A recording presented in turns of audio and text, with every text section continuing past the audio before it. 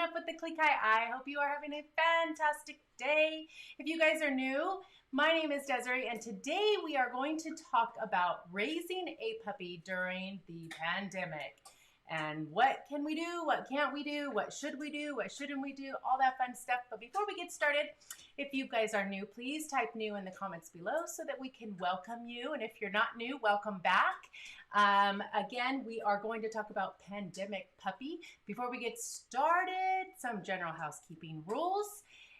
We always love to see all of you guys chatting in the chat and asking questions. We just ask that you put 3 question marks before you ask a question so that we don't miss it, because tons and tons of comments come through and I cannot read them and do the live at the same time. So if they don't have question marks, I will skip them.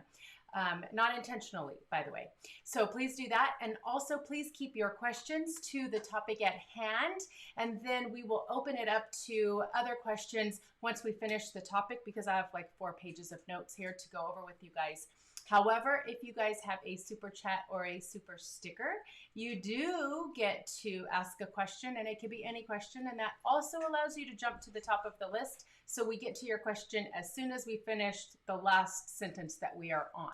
All right, so one last thing, if you guys can do me a favor, if you haven't already, and you're enjoying this show, and you do every week, hit that thumbs up for us so that YouTube knows that you are enjoying what we are doing. We have new product. I gotta show you guys new product. Let's see. You guys are gonna die because I know I did. Let me see if I could see how this works. Look at these cups. The light's bright. Well, this one doesn't show up very good because of the brightness of my light. But look at these cups.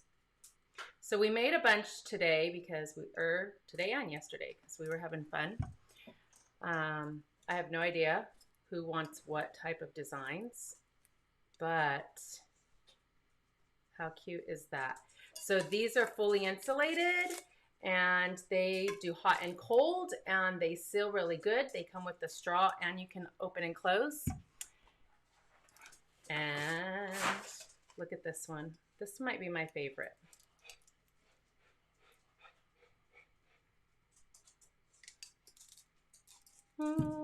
All right, so we're going to give one away today. The one that we give away, maybe I don't need this light on. Maybe that'll help. Oh boy.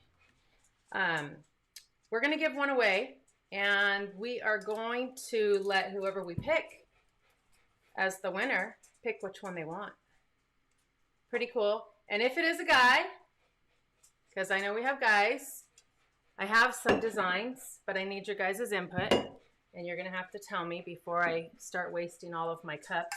But I made a few templates. There they go. For guys.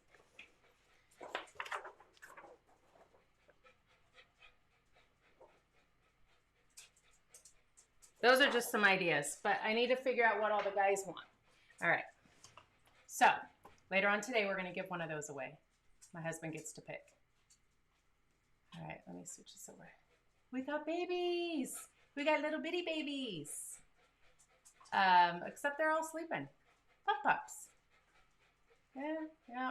You see them all in the bed? Okay, so just real quick before we get started, that is Angel and Cessna's puppies. They are almost 5 weeks and almost 4 weeks old. So our house is pretty quiet right now. Rue's puppies left. And Rue can't be in here because she won't stop crying for her babies. So she's having a moment. All right, we're going to get started.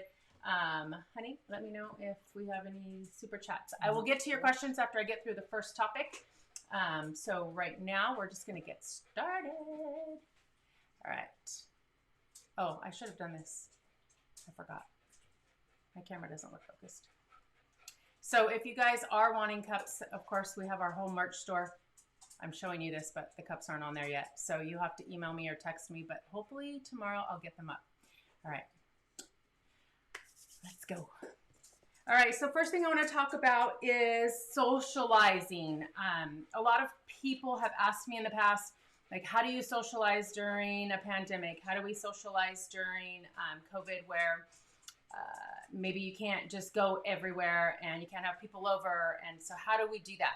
And so I wanted to go through a bunch of tips for you. Catherine, is my camera focused? Oh yeah, I think it is now. I think when I moved. Is it focused on there, honey? Yeah. Okay. It looks blurry.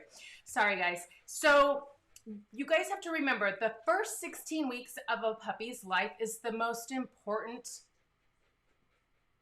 weeks, days, months of their entire life when it comes to behavioral development. So they need to be socialized well before. Thank you, Yvonne. That's awesome.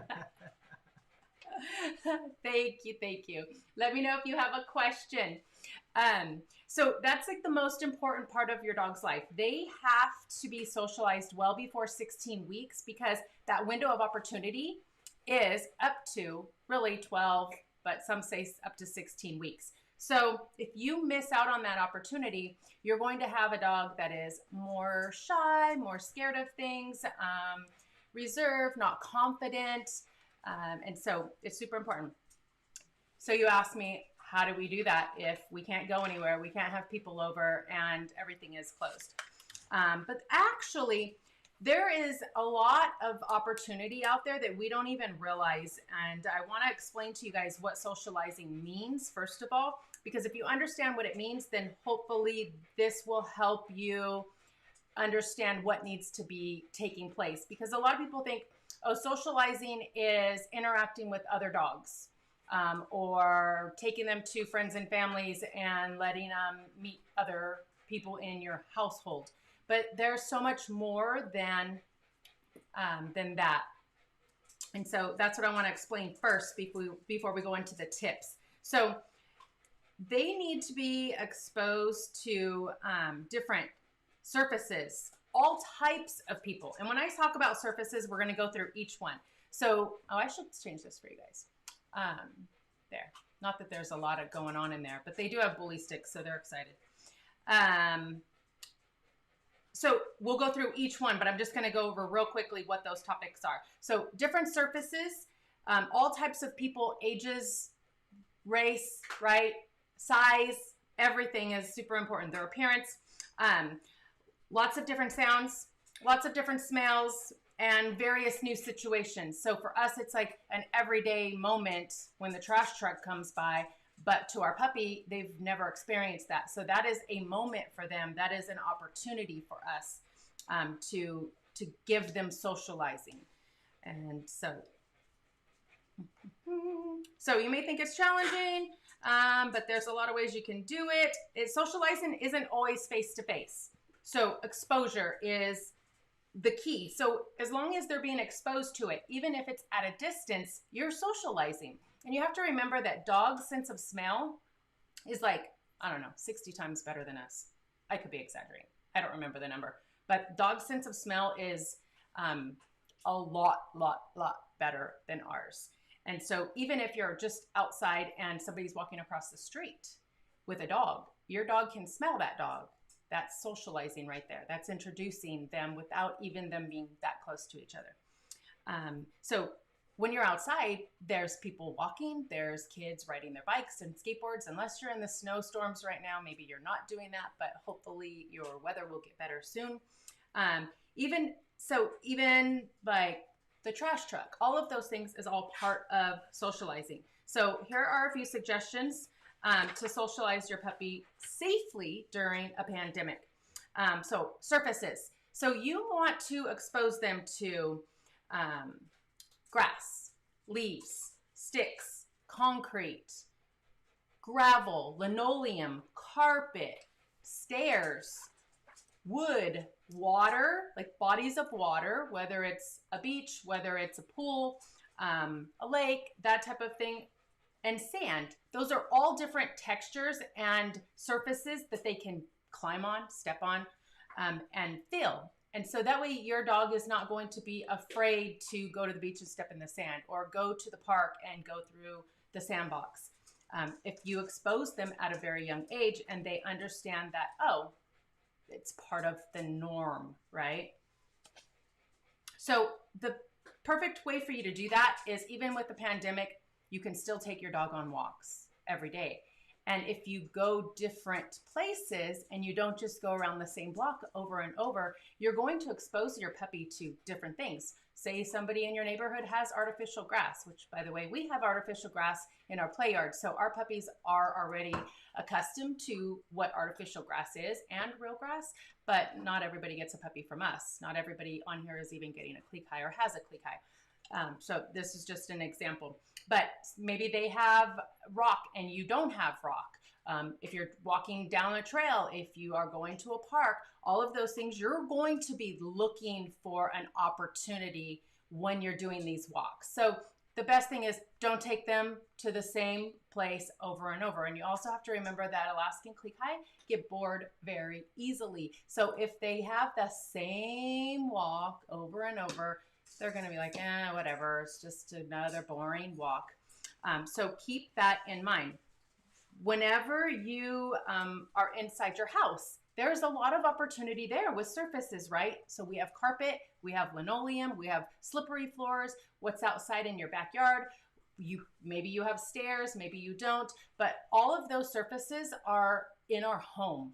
I won't say all. A lot of them are in our home. So you can be socializing and exposing your dog even within your own house.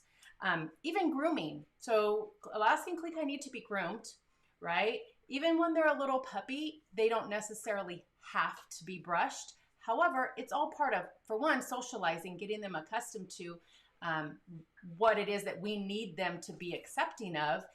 So if you start brushing them and you put them on a grooming table or a TV stand or something up high so that it helps you. But also, thank you, Jack. Let me know if you have a question. Then you're exposing them right now to being up high when a puppy has probably never been up on a table. And you got to remember, you don't want to put them on your kitchen table, because then you're going to teach them that it's okay to be on your kitchen table. So keep that in mind. But if you have a grooming table or a TV stand that you can put them on, and then when you're brushing, you're using different things. If you're using a rake, a comb, a regular brush, all of those things are different textures, different feel. Let them smell them. Even doing their nails is part of socializing. And if you start young, your puppy will be used to having their nails cut all of the time. They'll be used to their feet being touched all the time, and you won't have a problem with that, but it's still helping with the socializing. And then the next thing on my list after the different surfaces is people. So you have to have your family members be involved. If there's multiple people in your house, it is very important, for one, so that your puppy really likes everybody and doesn't choose one person, but also because we all act different, we smell different, we respond differently, and so that is all part of socializing. So we talk about introducing them to other people, but you can start day one when you bring your new puppy home if you have multiple people in your house. So make sure that everyone in your house shares the responsibilities of raising a puppy, training a puppy, walking a puppy, everything, because if you don't, you're going to have a dog like I have, and he chooses me all of the time, and it's annoying whenever I want him to go to somebody else. So make sure that that is your first step. Then when it's safe, like obviously if you know that you have friends or family and they're clean and you're clean, everyone's healthy, or if things start to open up a little bit more, then ask your friends or family if you guys can have a little interaction time, whether it be even outdoors. It's the same thing. They're still going to interact with new people that they've never met before. If they have a pet, if they have a cat, if they have a bird, anything that they have that they can be introduced to is going to benefit them. So then after that, another option, put your dog on a leash, take out a lawn chair and go sit out on the front porch or in the driveway or in the yard, and let your dog just be exposed to the elements of our environment. People are going to walk by, trash trucks are going to drive by, cars are going to be driving by. But most importantly, when we're talking about people, kids are all going to be walking by at some point. And if you live in an area where nobody walks, then take them to a place that does have people walking. That could be at a park and he's sitting in your lap on a park bench. And again, they don't have to be close. Your dog is already smelling them. I guarantee your dog's nose is going to be going crazy and he's going to be people watching. You're going to become a people watcher with your puppy. But you're going to be able to expose him to tall people, short people, people with hats, people with beards, kids on bikes. All of those things are going to just naturally come into your world whenever you're outside, especially if you live in California, because we have good weather. But hopefully you guys get the idea of that. And then you guys can take your puppy to like the hardware store. Now, I'm not saying you have to put your puppy down, but you can carry your puppy. You can put him in a backpack. You can put him in a dog stroller, for goodness sake. You're still exposing them to tons and tons of people inside a hardware store. Most hardware stores let you take a pet in there.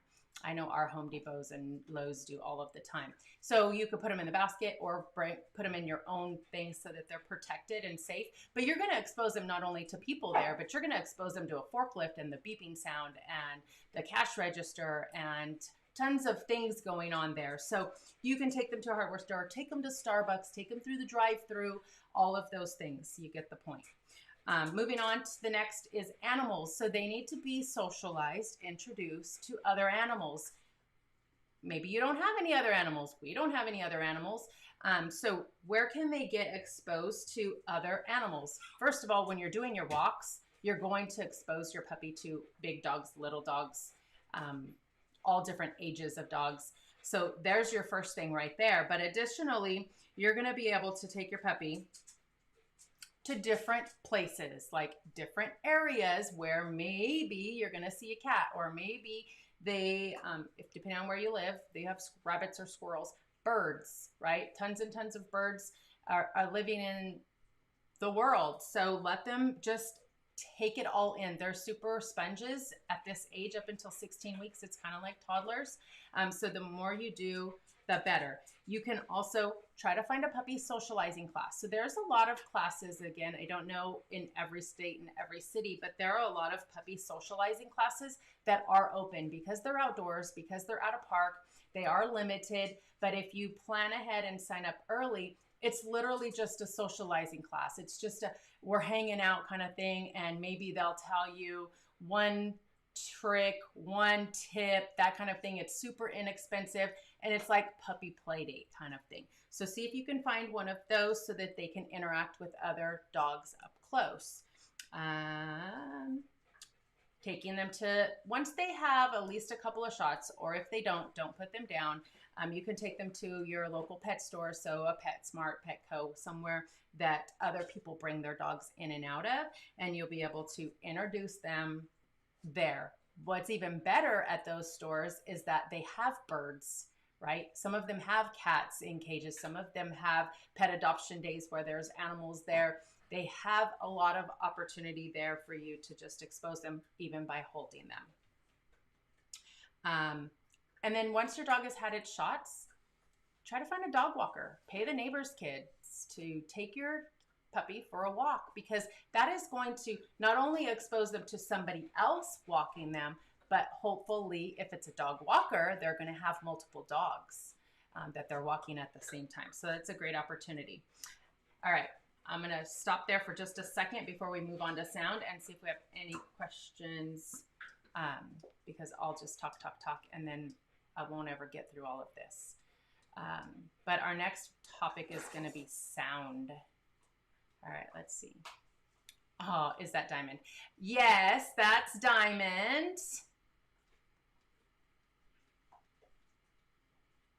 I got to scroll through all of your guys' awesome comments, talking to each other.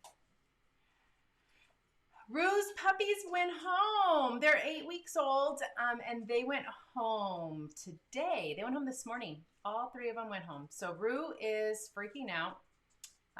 She's not very happy. She keeps trying to figure out where they went. Even though she met one of the families and the puppies were outside, she doesn't understand. What do you think of those puppy bags to carry puppies around before they have their shots? Yes, yes, yes, yes. In fact, they have the front pouch ones. They actually even have backpacks that your dog can go in, and they have doggy strollers. Any and all of that's perfect opportunity for you to take your puppy, even to outdoor restaurant if they have them open, where your dog is still able to be there and experience just all the sound of all of the dishes and the clanking and maybe even music, that type of thing. So yes, definitely.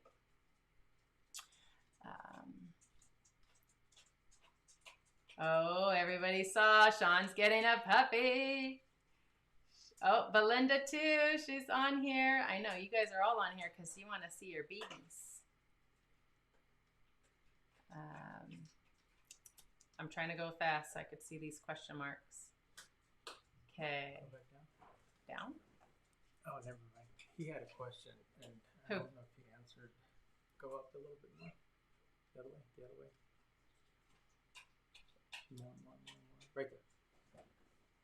I didn't have the question marks. I just saw there was a question. Yeah, they don't have the questions on. I can't. I don't have time for all that. All right. I am going to move on now that I've catched my breath. So next is sound. So it's super important to expose our dog, our puppy, to sounds that we hear every day. We take for granted. We don't even realize they exist, right? You hear the trash truck. We don't hear the trash truck. You hear sirens go by. We don't hear sirens go by.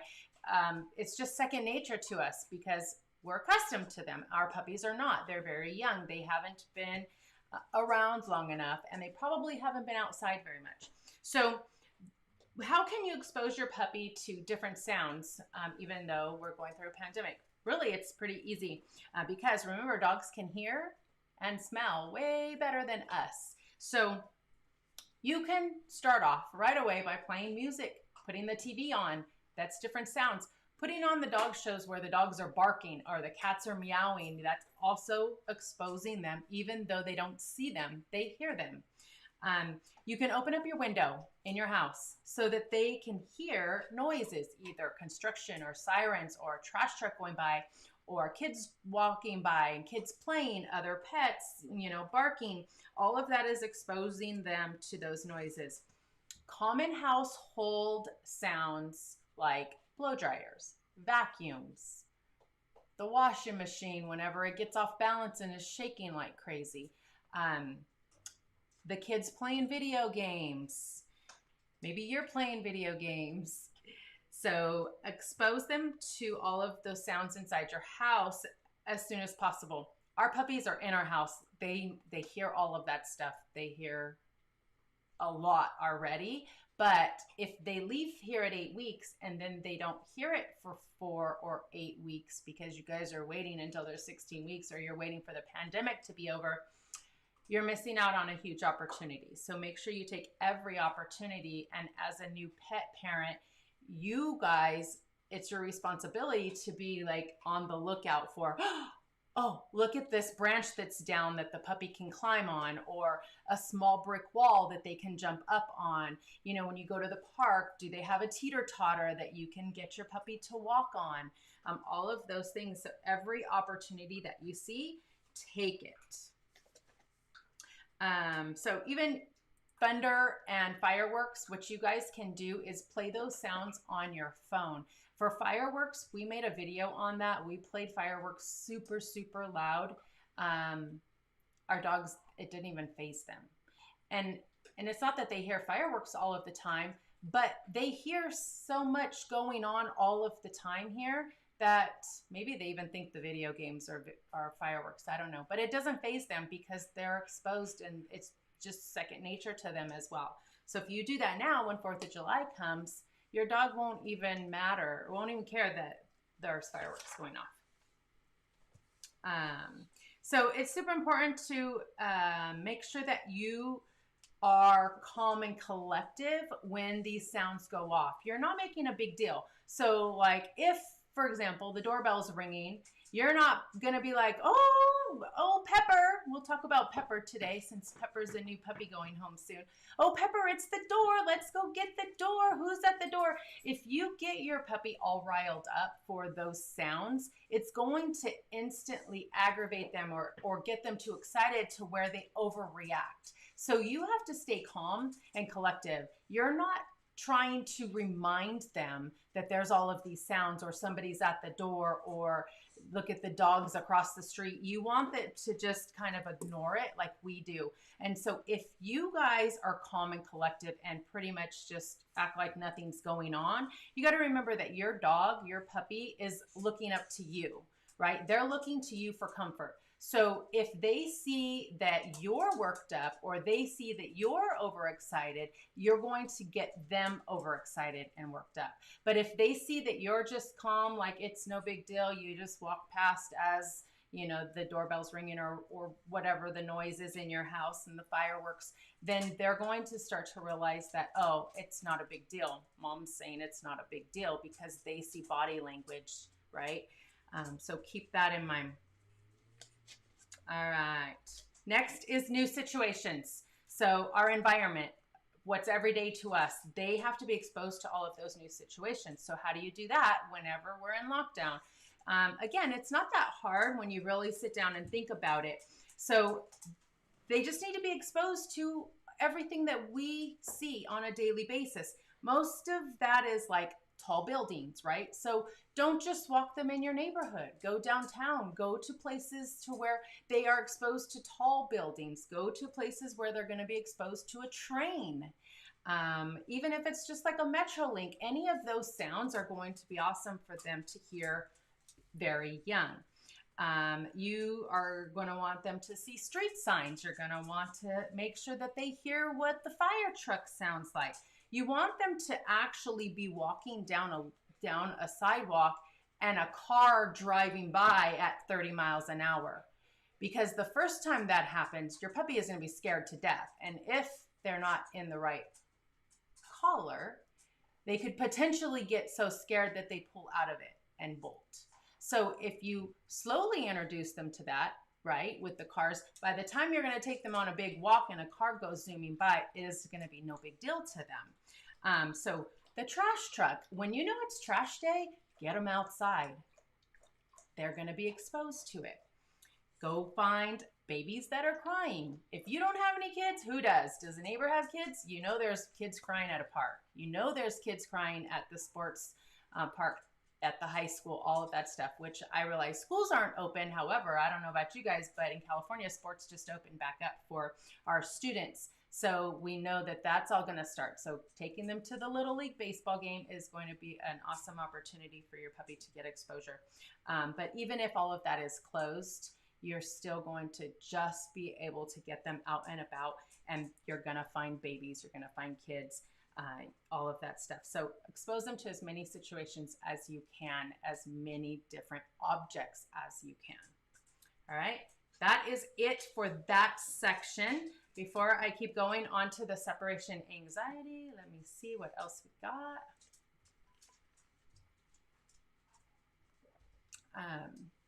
Oh, let's see while I'm looking. Let's see if the babies, oh my gosh, they're lazy bones. We'll have to get them up here in a minute because they're just sleeping. Look at Nala, guys. She's getting even more crankier than she was. Don't know if it's our connection, but it's anyone else seeing this blurry? That was earlier. Oh, that was earlier? So it was blurry, huh? I think just on his, maybe. Okay. Oh, everyone said no. Need a trip. We're picking up a puppy this weekend in California, but flying.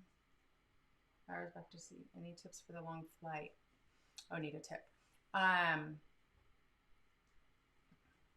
So if you have a connection, then you'll be able to get your puppy out and exercise a little bit, hopefully, depending on how long your connection is. If you don't, then you want to ask your breeder. If you're picking up the puppy and flying the same day, then hopefully you can talk to your breeder and make sure that they do as much as they can to exercise and tire out that puppy, because a tired dog is a good dog. A tired dog is going to sleep on the plane. So keep that in mind. If you're getting the puppy several hours before or even the night before you fly home with the puppy, then you make sure you exercise them a lot, stimulate them. Of course, not overstimulate, but stimulate them, get their brain working, get them on, leash and walk them around. Don't feed and give them too much water. So you want to feed super, super early. I would say 2 to 3 hours before, if possible, even earlier, and pull their water. Don't give them water several hours before. They'll be fine for a 5-hour flight. They'll be fine. If you can, take them out of their thing inside the airport. Do it. Some airports are fine and they don't care. Some will be put them back in. But if you can, keep them out as much as you can out of their bag before you go into the airplane. Once you're in the airplane, they won't let you take the puppy out. But exercise, chewies, rawhides, pee pads. Take pee pads and take them to the restroom and put the pee pad on the ground if you have to, because you don't want them to have to go potty in there. What about taking a bully stick on a plane? Yeah. No, because they stink. Well, I even said bones, because whatever you got to do to just keep them busy. All right, moving on. Yeah, that's my Nollies. She says, oh, thank God it's quiet. All the puppies are gone. Well, the older puppies. Thank you, Mackenzie. All right, let's see. What's your question? Is there any, oh, here it is. Is there any tips to get a dog comfortable with driving around in a car? I know some dogs get a lot of anxiety in the car. Also, thank you for doing these informational videos. You're welcome. Thank you for the super chat. Okay, so if you start your puppy out at a young age, and even if it's just around the block, because it's all part of socializing, right? So it's all part of introducing them and exposing them to being in a car and that it's okay, and do it often, then your puppy will end up being fine. If you're talking about an older dog, you still need to start from zero. So start at the very beginning as if it was an 8, 9, 10-week-old puppy, and do that routine. You're going to want to put them in the car 5-10 minutes at a time. If you can have someone else in the car with you, let somebody else hold them for those few minutes so that they stay calm and active. Give them treats, make them enjoy being in the car. And if your dog is like, I'm not going to eat this treat, make sure it's something that they don't normally get. So if you make it something special, they're going to end up loving it, because almost every dog is food motivated, especially if it's the right thing. So keep that in mind. And then slowly but surely you can increase it. Now, if your dog is older and they already get major anxiety, or maybe they get car sick, or maybe they just want to be right next to you, and so they're freaking out because of that, then maybe you can try putting a thunder shirt on them, or some aromatherapy oils, something to help calm them down. So a thunder shirt, if you aren't familiar with the thunder shirt is, that's really tight shirt that would go over your dog, and it really just lowers their heartbeat, and then it's going to just keep them calmer. So you could try that, worst case, if you have to. But just start slow, hold them at first, lots and lots of praise and rewards, and take them in the car somewhere fun. Don't just take them to the vets. So take them to Starbucks and get them a puppuccino. They'll love it after a few times. Skip one. Go back the other way. I'm going to this one. One more right there. Oh, thank you. You're welcome. My husband's on it. I've seen this. Yes, she is pregnant. Yes, yes, yes. All right, 2 more, and then we're going to keep going on to separation anxiety. Our puppy starts growling and barking when she sees other dogs walk past our house, but she's still too young, 12 weeks to introduce to them. What's the best way to discourage her from barking? Unfortunately, they do bark whenever they see somebody else. And when you say she's only 12 weeks and she's too young, I mean, best thing for you to try to do is find somebody that you trust and know that has puppies. And the reason why she's doing this is because she hasn't been exposed to many dogs, I'm guessing. And so she instantly is in, this is my house, this is my territory, what are you? I don't know what kind of dog you have, but for Klee Kai, they are very strange. Like, they don't always know what another dog breed is. They think that the black Shih Tzu running down the street or the giant lab are aliens. And so they don't like them. They bark at them. They run from them. They're scared of them. All of those things. So if we introduce them to all of these different breeds, sizes, ages at a young age, hopefully it's going to solve that. And so 12 weeks is not too young to be introducing your puppy to other dogs. If you're overly concerned, or if you're in an area where it's really not suggested, then you are going to struggle. You got to find a way to get them in puppy socializing class, get them into the Petco, and you're holding them, do something so that they can be exposed to other dogs. I mean, River is 15, 16 weeks old, and he's scared to death of this little Yorkie because it doesn't look anything like his friends. All his friends have ears that stand up, and they don't have long floppy ears and long hair. So they just don't know what they are. They don't realize that it's another dog at first. So, all right, one more and then we're gonna move on. Oh, wondering how many hours a puppy could be away from its human. We're enjoying visiting amusement parks throughout the year and have concerns about leaving him or her in a kennel when we go. I mean, depending on the age, really, they shouldn't be left alone. As a young puppy, 8, 9, 10, 12, even up to 16 weeks, you're pushing it if they're home alone for 8 hours, because during that time, you're working on training, you're working on routine, you're working on their potty training. They have to eat, they have to go potty. So if it's once or twice, you can just put them in a pen and clean up the mess. But just know it could cause you to regress and not be as successful with potty training, and separation anxiety might be a bigger issue because now they're really going to freak out because they've been home for such a long period of time. So unfortunately, most people, when you get a new puppy, we don't get to go anywhere. We don't get to do anything. It's all about that puppy. All right. We have 82 people watching right now, but yet we have 41 thumbs ups. What do you guys think? I think we need you guys to do some thumbs ups, especially if I'm going to give away a new mug. All right. I'm going to move on to separation anxiety now. Thank you, guys. I love it whenever you actually do that. I forgot I have that thing. I don't know where Alexis put it. All right, separation anxiety. Let's see if the puppies are up. They're not, huh? Same spot as they were. Remember, we talk about puppies. They sleep, sleep, sleep. And look at these guys. They're lazy too. I'm just hitting all the wrong buttons. All right.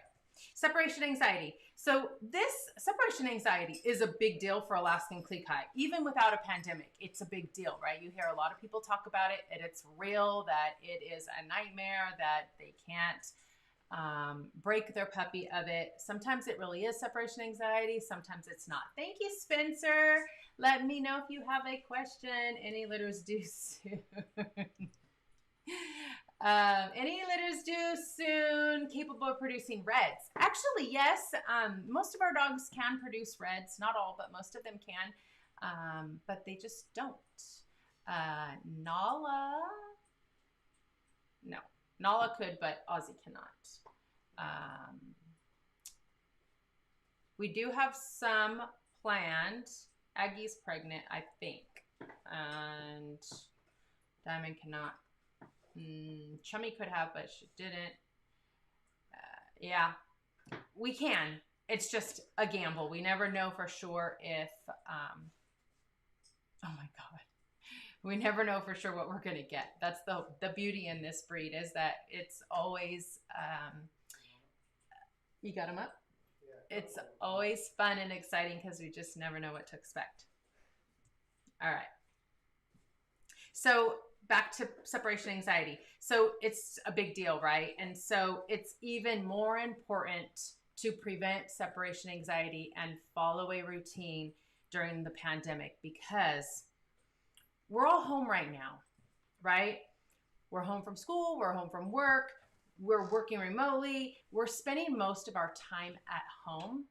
And so we all think it's a great opportunity, a great time to raise a new puppy. But what we forget is that at some point, we don't know when, but at some point, hopefully this pandemic, COVID's going to be gone. We're going to be vaccinated and we're going to be good.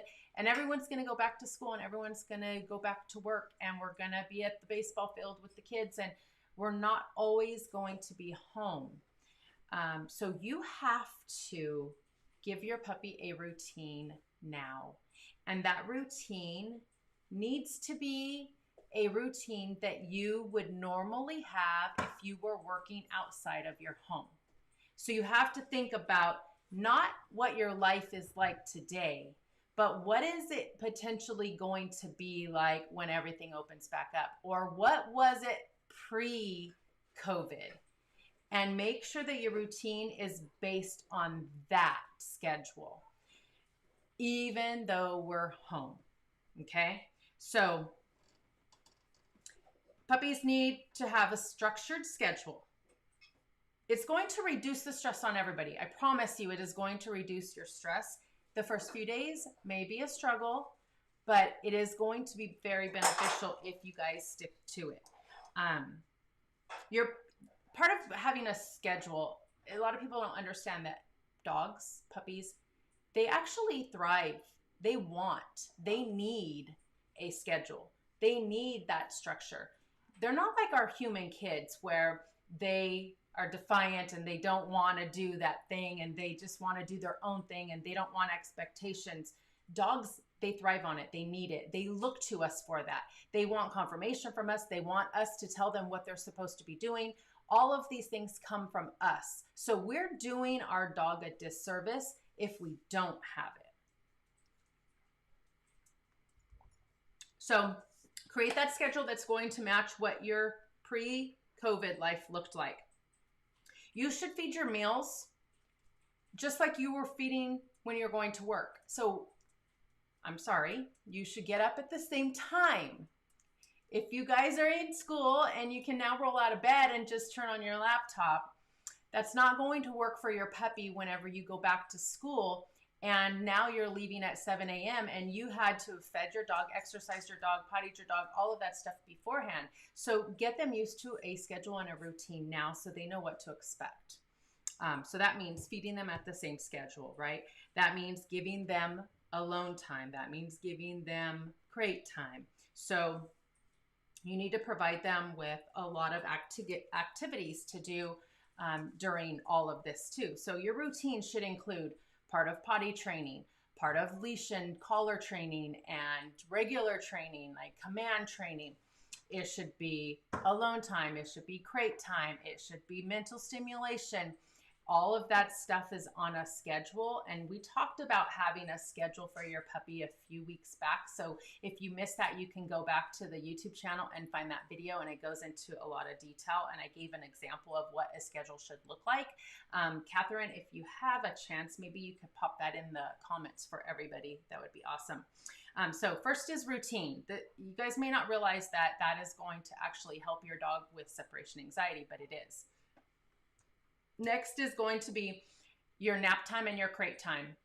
And this is one area where a lot of people don't realize that they need naps until you actually have one and you can't figure out what's wrong with your dog because all of a sudden they're this psycho dog 3 hours after they've been up and they're teething and they're biting and they're yappy and they're just getting into everything. And it's just like toddlers when they're cranky, they need a nap. And so that is a perfect opportunity for you to work on crate training and alone time. Just because we're home, they don't get to sleep in our lap all of the time. Just because we're home, they shouldn't be right next to our desk on a little cot because again, one day we're going to be going back to work and then it's going to be a nightmare. So give them their space, give them their alone time. In the beginning, it's not long, right? They're going to cry, they're going to scream. We're working from home. It's really hard whenever they're screaming. Do what you have to do to tire them out.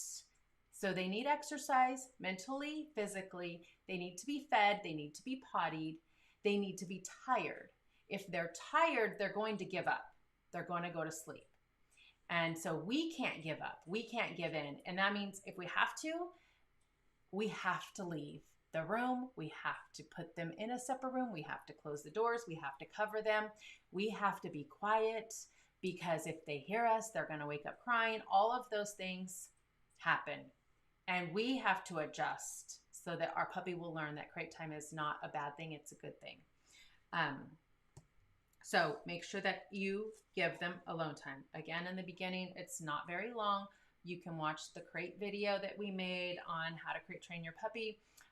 But they need naps, and they need those naps alone. Of course, there's always an exception, right? I'm not saying they can never sleep on your lap and you can't cuddle up at night, or they can't be on your bed, or I'm not saying that, but give them that structure and routine. My dogs, even my older dogs, everybody takes a nap between 9 and 10 in the morning. Everybody.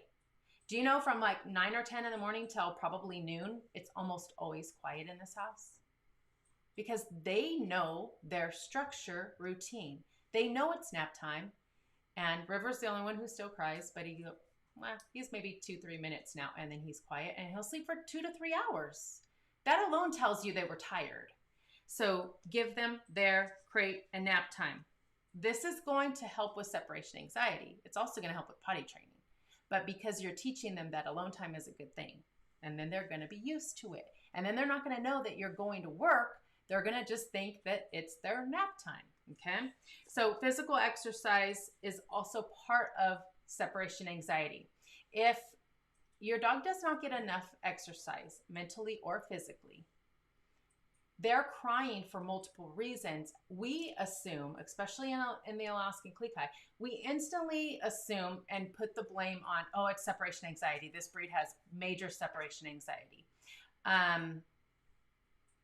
Yes, some do, but it's not the breed's fault.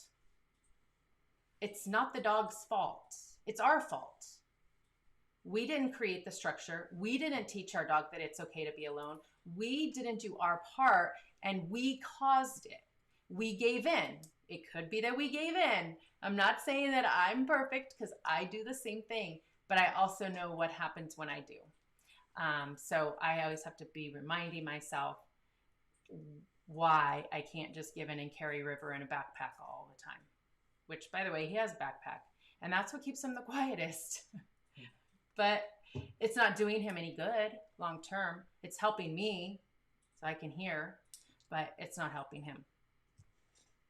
I'm going to finish this off, and then I'll keep going with your guys' questions. So physical exercise. If your dog is tired, they are going to take naps, which is going to teach them that it's okay to be alone, because they're exhausted. They're mentally exhausted. They're physically exhausted. So they're not so consumed with worrying about where you are, because they're tired. And mental stimulation, we have to work their brain. We have to challenge them. We have to keep them on their toes, right? This breed especially loves to be challenged. They love to learn new things.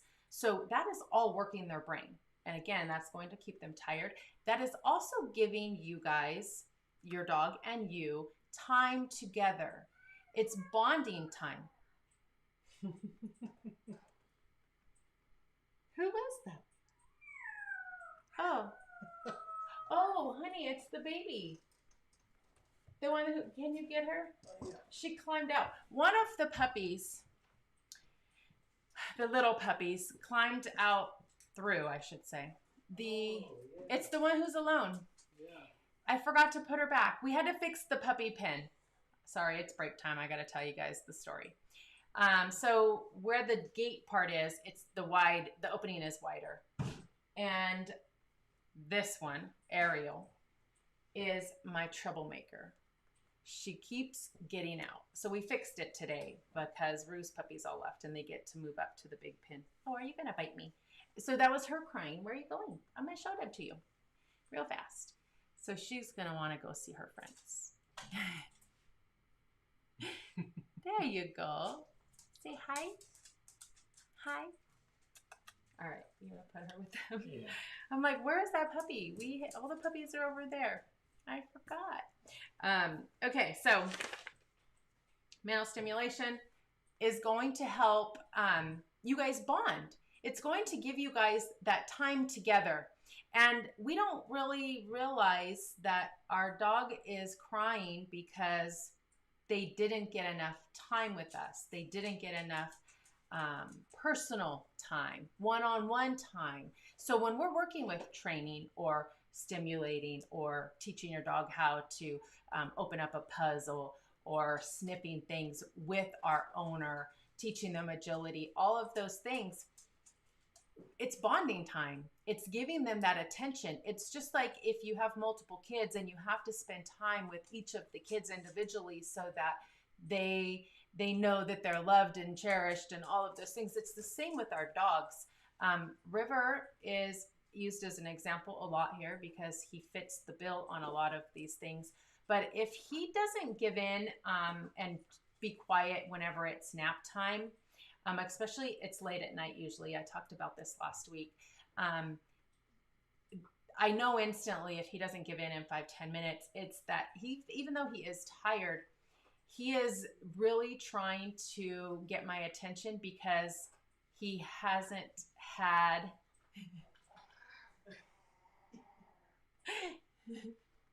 there you go, they're waking up. He hasn't had enough time with me.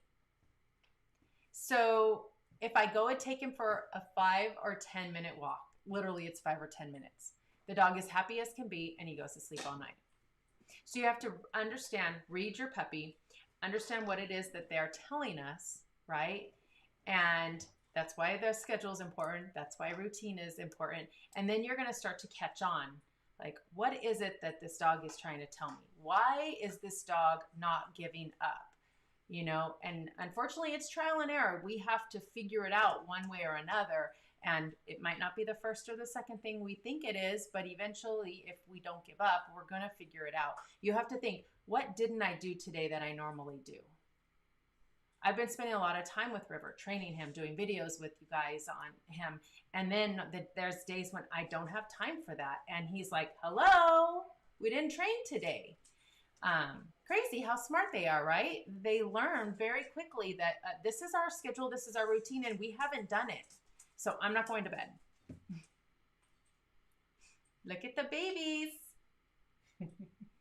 Crazy. They went from little peanuts to moving, walking, talking little animals.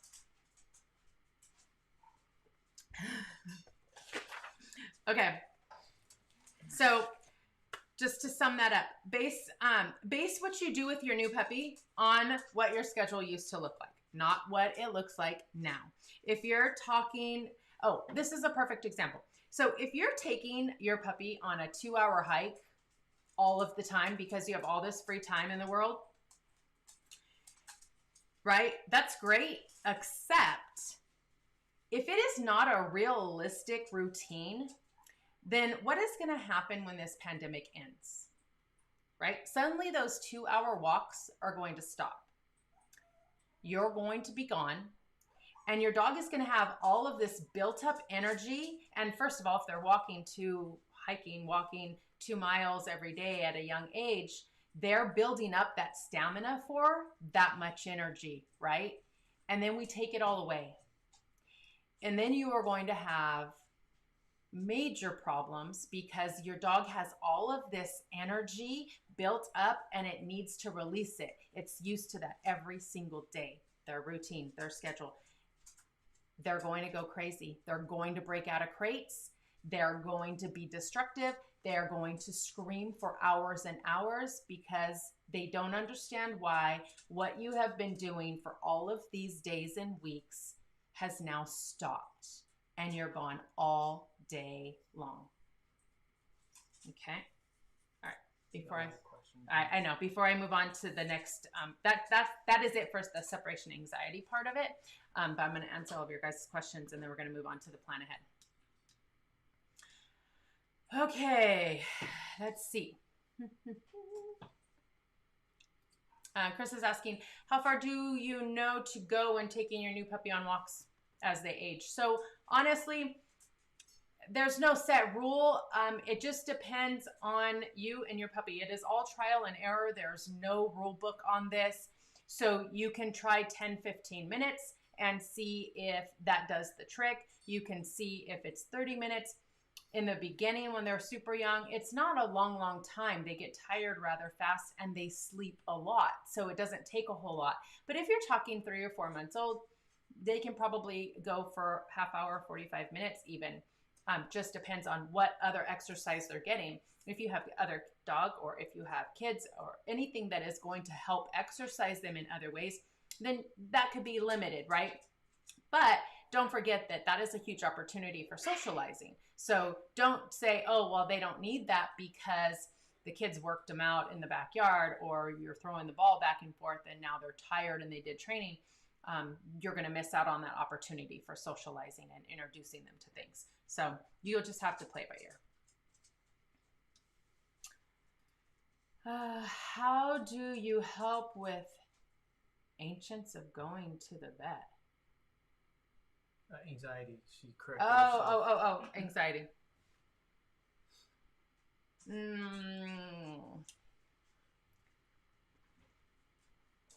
That's going to be a tough one because it's not like you can just take your puppy to the vets. And look at this puppy.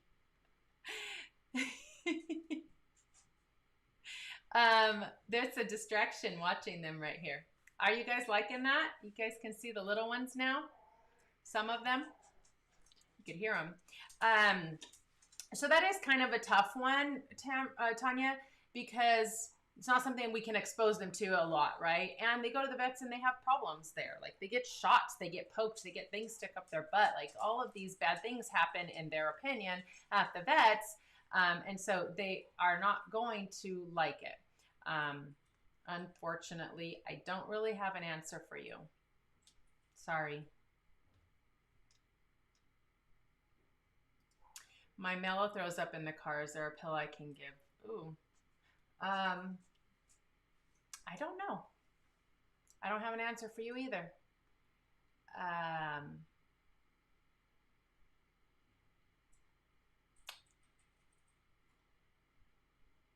Yeah, I'm not sure. I don't know. I'm sure there's got to be something out there, but I don't know what it would be. Spencer. All right, Fabian. If I set up a play area inside my apartment with barriers, should I have their crate and pee pad within the play pen or outside of it? Thank you, Erica. Let me know if you have a question. What time is it? Almost 7. All right, so we'll talk about the giveaway here in a second. That's a good question. Now, at nighttime, they should be in their crate, especially in the beginning, probably in your room. I don't know how old the puppy is, but if you have to leave your puppy alone for any given amount of time, like you're leaving the house for several hours a day when you do go back to work, then is their crate going to be in there? If it is, then it should be in there now. If you are going to do that, keep in mind, and I don't know if it's a Klee Kai that you have, but keep in mind that if it is a crate that is inside the pen that the dog can learn to jump on, they will jump on the crate and then jump over the pen to get out. So one way you can do that is put the crate on the outside of the pen and have the pen go around the edge of it. So just like where the opening of the crate door is. They also have some that are built as, I think they're the metal X-Pen style, where you can actually connect a wire puppy crate to it. And so that way it's on the outside of that and they can't jump on top and then on top. Or if you have a wire crate that's not covered, then they wouldn't be able to necessarily jump on top of it. But just keep that in mind.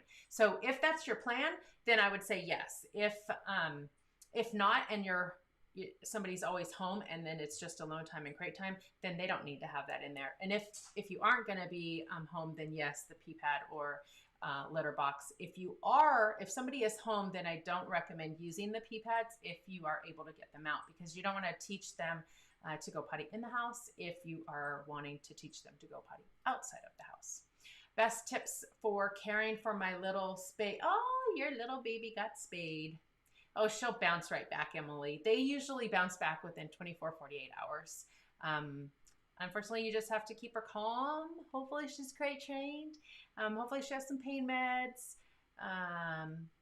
Spend a little extra time with her, but she'll bounce back. I don't have any special tips except for just give her lots of love. You good? Yeah. Okay. I thought that was cool. This? Yeah. That was a nice compliment. Hi there, I'm picking up my little girl, 2 weeks. I just wanted to thank Kika's Klee Kai for putting out so much information. Oh, you're welcome. Congratulations on your new puppy. That is exciting. That is nice. I'm glad you pointed that out. Oh, thank you for the schedule, Catherine. That's good. All right. Do they get attached to certain crates? If you get them a new one, will they not like it as much? I haven't. All of our dogs share crates. They hardly ever in the same ones. No, I don't think so. You'll be fine. Unless all of a sudden you go to an open crate and they like the closed crates. I don't like the open crates as much. The dogs don't either. They want that den. How many naps? Oh boy, we talked about this schedule. Go on to that video later on and watch that, Alexa, because it depends on the age of the dog, but literally they're taking, depending on the dog, anywhere from 3 to 5 or 6 naps a day. It really has to do with the age. In the beginning, when you get a puppy, they sleep a lot.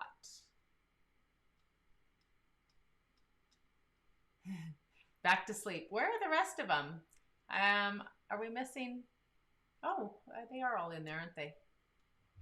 Yep, there goes the other big monster. It's climbing in. No, Diana, haven't done the new letter yet. I gotta speed this along.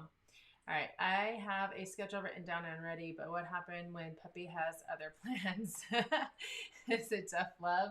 Cold shoulder until it falls into a routine. Yeah, so it's literally just like I use the expression a lot with kids and bringing home a newborn baby and they're on the wrong sleep schedule and you have to slowly teach them your schedule and your habits. And so the same is going to be with a new puppy. I wouldn't say it's totally tough love, but it's definitely recognizing what is going on, what your puppy is not wanting to do, and what you can do to correct that. So if it has to do with the nap time or the potty time, then you don't give in on those things because for one, your dog's gonna be cranky if they don't have a nap. For two, if they aren't going potty and you just give in and let them have free run, then you're not going to teach them very fast on potty training because they're going to have accidents. So it just depends on what it is that you can and cannot give into. But if they are not taking naps, then you need to exercise them more. If they're, again, I don't know what the example would be, but you're just going to have to adjust. Oh yeah, I need to announce that too. I got a lot to do. All right. Yeah, they're bigger, Lauren. They are bigger for sure. So they're 5 days younger, and they're like a whole pound bigger. I'll get them up close for you guys here just shortly. All right, I'm going to do one more if I have any more, and then I'm going to finish this up. Okay. Do you have any tips on my son training the pup with me? He's 8 and thinks 12 to 18 months is an eternity. Assuming he would shadow me to the pup listen. Yeah. Oh, absolutely. I would say you definitely want to have your family be involved. And as far as tips, this is going to be more on, because he's only 8, this is going to be something where you're going to have to guide and be there to witness things, because I'll tell you firsthand that kids want the responsibility until they don't. So they want that. They think they want it. They want, all of my kids all want a puppy. They want to take one to their room. But then they get distracted and they forget that the puppy hasn't gone potty. So if you're organized enough to where you can tell your kids, if they don't have, obviously 8-year-old might be too young for alarms, but set timers and tell him, okay, when the timer goes off, when the alarm goes off, it's time to take him out to potty. So you're going to have to help your child because he's still a child. But if you have the routine in your head and you can set that up for your kids, then it's going to benefit all of you guys, because the dog is going to have accidents, especially when we've got our kids in charge of things and our kids give in. So keep all of that in mind, but just stick to the plan, teach your son the routine and how to be a responsible pet owner, and they'll have a bond like no other. It'll be amazing. All right, I'm going to finish this up. I just have one last one, and it is to plan ahead. And so when I say plan ahead, like, we're dealing with COVID, we're dealing with pandemic, we're dealing with everybody. I'm talking about there is more people buying or trying to get or even adopting pets right now than ever before. And I've been breeding Klee Kai for, I don't know, almost 19 years now. I've never been this busy with phone calls, emails, inquiries. And that's just everywhere. You talk to anyone at the shelters and pet stores, there's just a lot of people getting a dog during the pandemic because, I mean, yeah, I will agree. It is a great opportunity for raising a pet because it's a perfect scenario, right? We're home. We can do the potty training. We could do the leash training. But we just need to know how to do it correctly. And it shouldn't be a spur of the moment thing, but that's a whole nother thing. So my point is, it's planning ahead. That means if more and more people are getting pets, that means more and more people are buying dog food, are buying treats, are booking vet appointments. There's more and more people trying to sign up for puppy class. Like, there's all of this, right? So think of it that way and make sure that you have things planned and organized and booked in advance. So when you get your puppy, most likely they're going to need, oh my gosh, did all of you guys see that white puppy? Look at her. She just spun around. She went, whoop. She's going to be one of those that likes to twirl. And then there's the little boy who thinks that he's just going to, I don't know what he was going to do, step on her, lay on her, mount her. Oh my goodness. Distractions. So when you get your puppy, it's going to need shots in probably oh yeah, I think he is trying to mount her. What are you doing, dude? 1 to 3 weeks. So if you don't have an appointment booked, I'll tell you, for us, and I've been with my vet for a long time, and it's hard for me to even get in. You have to have an appointment several weeks in advance. So know when your puppy's going to get their shots, communicate with your breeder, and plan accordingly. You should be doing your research on puppy classes and socializing classes and what vet you want. All of that stuff needs to be done in advance.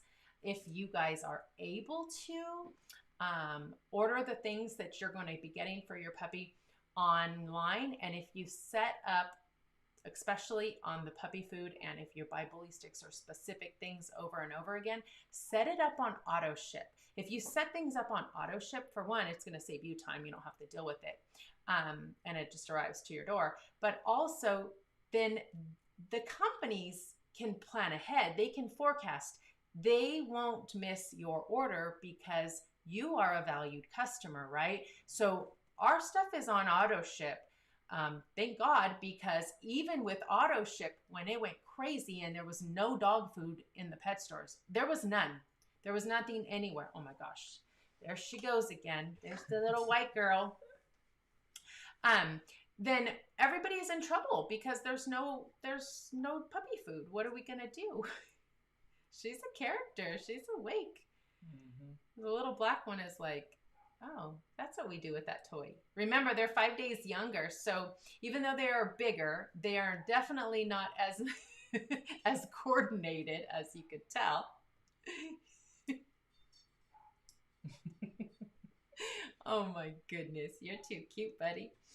So anyhow, try to plan ahead and get things shipped to you on auto ship, okay? Now, when you do make your vet appointment, another thing I want you guys to plan ahead and be aware of is that we are going to have to sit in the car, call, let them know that we are here for our puppy's appointment, and wait for them to come out. And a vet tech will either come out and have you fill out forms or take your puppy and have you fill out forms. you don't get to go in with your puppy. So what we normally used to do was go inside the vets, meet the veterinarian, right? If we don't already know them, have a conversation about, things you're concerned with, their suggestions, all of that stuff. You don't get that anymore, at least right now. And hopefully it'll open up back soon. But at this point, you guys need to be prepared that you're going to be handing your puppy to somebody else and assuming that they know. And assuming is not anything we should be doing, right, with our puppy. So we need to make sure that it's written and we hand it to the vet tech. This is what I want, especially for us with vaccines. We don't give lepto. We don't recommend giving lepto. Make sure that you know what it is exactly that you're there for. If you're doing vaccines, know what you want to give your puppy and what you don't. And please don't over vaccinate your dog. Don't give them 7, 8 things at one time. Break it up. But my point is just to make sure that you know what you're there for and that you've done your research ahead of time. And so that you can say, this is what I want. Or I need the vet to call me before you guys do the vaccines because I need to discuss it with them, right? So keep that in mind. But you don't get to go in, and then you're going to sit in the car and you're going to wait, and they're going to bring the puppy back. And at least our vet does call us. So we sit in the car when the puppies are done, then they'll call us and give us a breakdown of what all happened, what they're concerned with, what they're not concerned with, or whatever, if they have questions. And so that's how you're going to have your appointments with the vets, probably for the foreseeable future. So keep all of that in mind. So having a realistic schedule, alone time, exploring the world as we know it is going to help your puppy build their confidence, understand what is expected of them, and really help them grow into a more well-rounded, adjusted, social dog. So we can do it all even with the pandemic. It's just a little different than what we're used to. There you have it. That's it. All right. Now they went back to sleep. All the babies. Let's see. Can we talk about socializing with other dogs in the pandemic? It's also the threat of parvo before the last vaccine. So socializing with other dogs, did I skip that? I did talk about other animals. And so the best way for you to socialize with other dogs during a pandemic is at a distance. You're going to be socializing. I think we talked about this. We did talk about this. And then trying to sign your puppy up for a puppy daycare or puppy socializing class, going to the pet store. Thank you, Kelly. Happy Thursday. Let me know if you have a question. Oh my God, she's so excited for the reunion. So we did really talk about the whole socializing with other animals. You can rewind. If you just hopped on and you didn't see that, you can rewind. And as far as the threat of parvo without all of the vaccine, honestly, they're pretty well protected after they've had 3 sets. It just depends on if you know those dogs or not. It depends on the environment. And, so better your area, the dogs in your neighborhood, all of that stuff, to be able to make a good decision. Some of the puppy classes, they're all the same age puppies. They are required to have 1 or 2 sets of shots. And so you are taking a chance, definitely, but depending on where you're at, the risk is, I would say, the risk is less worrisome. At least for us, we don't have a lot of outbreaks. At least we haven't in a while. But you have to think about the pros and the cons and weigh it out, like what you're going to get from doing the socializing versus what you're going to get if you don't. And I will tell you, it's like, I don't know, 9, I want to say for every 1 dog that gets parvo, 9 are put down. Don't quote me on the number, but I want to talk, I think it's like 90%. Like 9 of them are put down or dropped off at a shelter because of behavioral issues. So when you think of the risks, and I'm not saying that you guys are going to take your puppy to a shelter, but I'm giving you an example of how not socializing can really affect your dog and your whole family, right? It's not going to be a social dog. It's going to have behavioral problems. There's a lot that comes with it. So just keep that in mind. I need to stop talking so much. I like to talk. Do you have any advice for not ruining a pup schedule consistency when a teacher goes on summer break? I really don't want to wake up at 6 a.m. all summer. I will say, hopefully, when summer comes, it won't be a puppy still. Mary's on our waiting list, so she's hoping to get a puppy in the summertime. If you are getting a new puppy in the summertime, you don't have a whole much choice, except if you stay up late. So if you stay up late consistently, not just in summer, but if you stay up super late and your dog can go to bed later, they might sleep in some. And as they get older, they'll sleep in too. But at an early age, they aren't, unfortunately. Hopefully there's other people in your house and they could take turns. But remember, the schedule will adjust based on when they go to sleep. So if you have to, keep them up longer. Oh, so it was blurry. I thought I saw it was blurry. Now I want to watching them both play together. That's cute.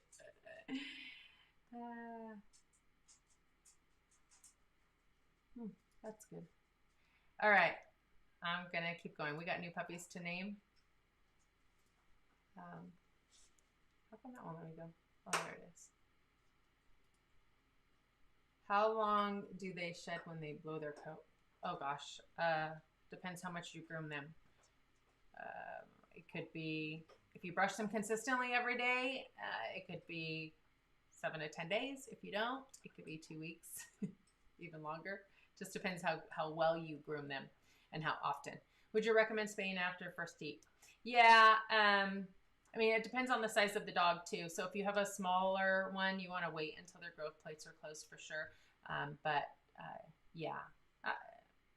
You could sometimes do it even before their first heat. It just depends on their size and when their growth plates closed, which should be by 6 months. Alaskan Klee Kai normally don't come into season their first time at 6 months. So you'll be fine because most don't come in until like 8 or 9 months.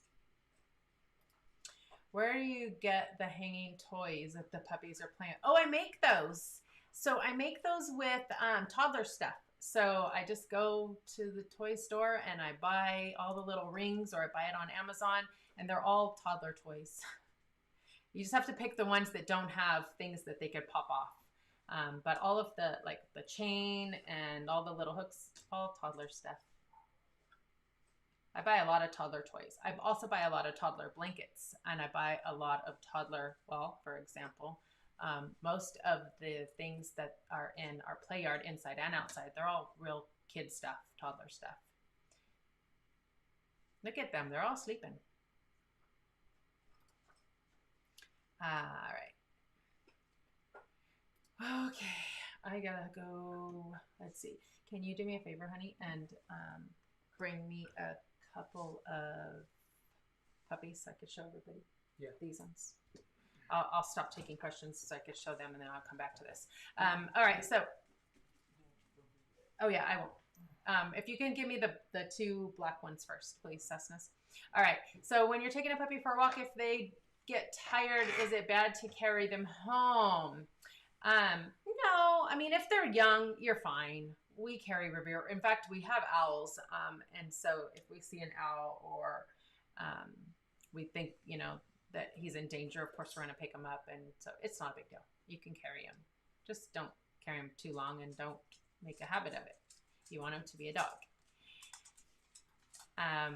We don't give lepto because lepto has not been proven to be effective, and the Alaskan Klee Kai specifically have a lot of bad reactions to lepto.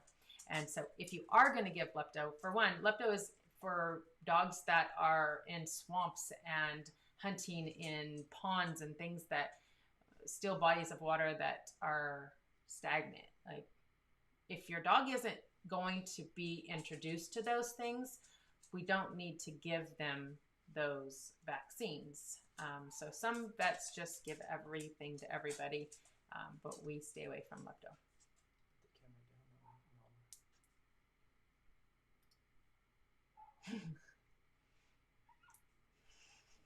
Here's the babies, I think. All right, I'm going to stop there. I'll come back to these questions. I had to give... I'm going to come back to this. I'm going to show you guys puppies. So first I'm going to show you Cessna's puppies. And like you guys, I don't remember which one's which, but I don't know which one they are. Okay. Let's see. I think I need to turn this light on. You're a black puppy. Hold on, buddy. Hold on. All right. So remember last week how blue, blue, blue his eyes were? So this one has a party eye now. So that one's all blue. And you'll be able to tell. Do you see how dark the other eye is? If I can get him to quit looking at himself. He's staring at himself. So that's hilarious. He's like, wait, who is that? He's handsome, huh? Yeah.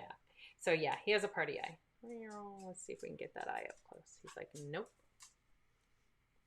Party eyes are good for you guys to see.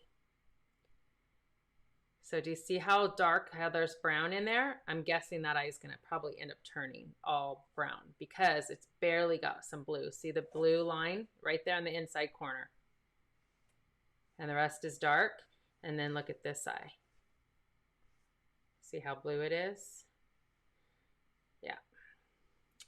So that's why we don't say eye color until they're older. Because until then they could change. Wow, even after that, especially party eyes, they could change. Got them. These are tanks. Yeah, big old monster babies. And then puppy number 2.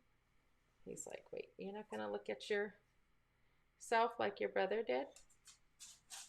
Huh? He says, no. Turn your head.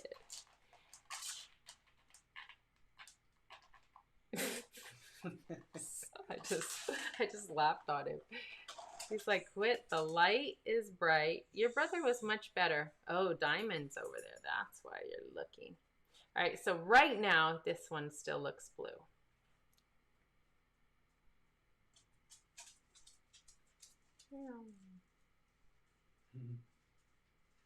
Okay. Well, fast, I'll show you both of them together. You can see, and then they don't like being held like this. They do today. There's the boys. Okay, look at how big these monsters are. They're ginormous. All right, now we're going to show you Angel's puppies. I think, well, I know some of you guys are on here that are getting them. Thank you, Diana. Somebody. Thank you, Diana. Let me know if you have a question. Oh, she sent that. She wants the black little boys. I know it. While my husband is grabbing a couple puppies, I'll answer another question. I had to give Draco lepto vaccine because we are near the Delta, and it would be okay to give it to Luna also. Yes, I mean, if you have to and it's going to be best, you can. Just do not give that vaccine with the other vaccines. So when they get their 5-in-1, don't give them lepto. Do it a week later. And then when they get their second lepto, same thing. Don't do it together. So if it's time for all of their shots, their rabies, if you give it everything at one time, you're just putting so many toxins into that puppy, and they're going to have reactions. A lot of them will. So just split it up if you have to. Okay. All right. So this is Little Miss Pepper. She is now known as Pepper. But this is Aurora.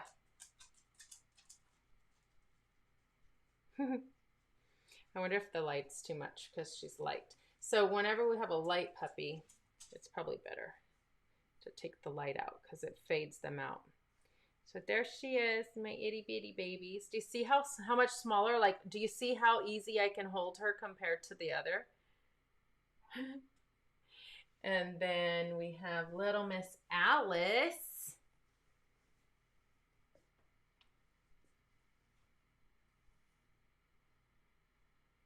that? Huh? Who is that? You want to get me the other two? Yeah. There's two of them. She's got the litter right here on her nose. They're just learning about litter boxes. And so they decided they should go in there and eat it. Although it's just pressed corn, so it's not a big deal, but aren't they pretty? 3 out of the 4 puppies weigh exactly the same, and one puppy, the little boy, weighs like 2 ounces more. All right, and this is Aladdin. Oh, look, it's gonna focus on her. Did you see that? Yeah. Still kind of blurry. Yeah, it's. He's so pretty. Isn't he cute? Look at that face. He's tired. He is tired. Yeah. All right, I'll give you some back. Mm-hmm. And then my little escape artist, Ariel. You guys saw her a minute ago, but we'll show you again. Want to take one? Yeah. I'm going to show the 2 grays, so yeah. You could take the white baby. Okay. Got it. All right, and then we'll show you the 2 grays so you guys can see the differences. So we have one light, one dark. But same size, same weight.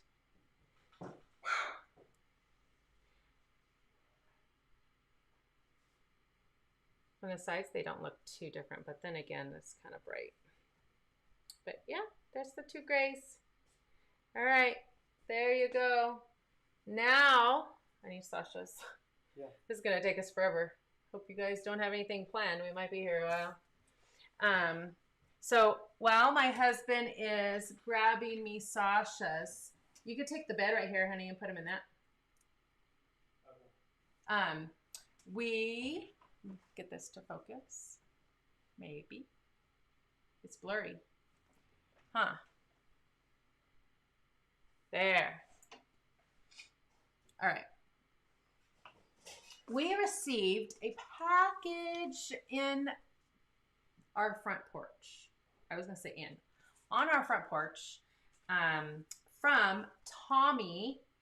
And he sent us a box of cookies. And so I wanted to say thank you to Tommy. He just said, hi, Desiree and family. Enjoy. See you guys on the live tonight. That was pretty cool. So thank you, Tommy.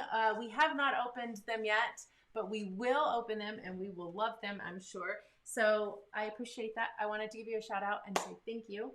And now we're going to see Sasha's puppies. They all have their eyes open. I did take pictures, but I haven't updated them. And we have one boy. No, one girl, 3 boys. Let's see. Who we got? Who we got? A boy and a girl. All right. Okay. This is the girl. Yeah. Too early to tell for sure on eyes, okay? So you could tell right there, there's a little bit of brown looking in.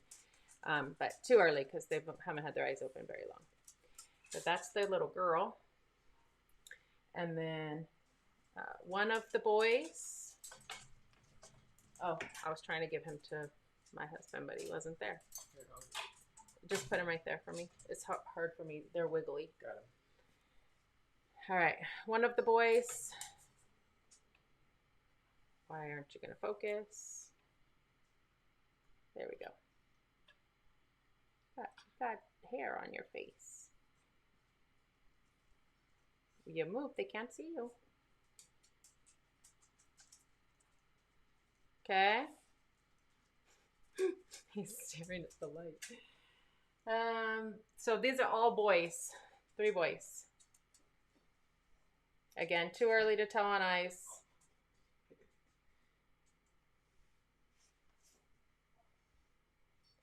Okay. He's climbing up. Yeah. And the last one.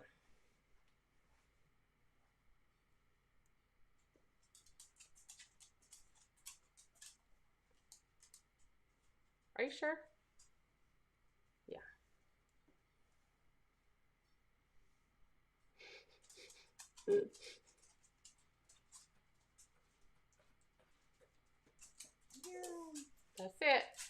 Sasha's.